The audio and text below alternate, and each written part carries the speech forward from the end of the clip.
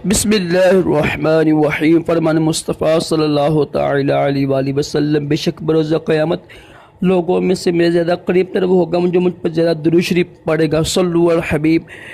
मुस्कुराना भी अजीम सुन्नत है। मालिक राशिद अत्तारी नूरी दवा खाने की तरफ से। और आप देख रहे हैं मुजरब नुस्खे। आज एक नुस्खा सुनेंगे। देखिए, हर औरत की ना ख्वाहिश होती है कि वो हमेशा जवान नज़र आए, तो ये नुस्खा इस्तेमाल कीजिएगा। इंशाल्लाह इसकी बरकत से आप 10 साल कम नज़र आएंगी अपनी उम्र से। करना आपने क्या है, एक खाने का चम्मच दूध, चावल 3 खाने के चम्मच और शहद 1 खाने का चम्मच।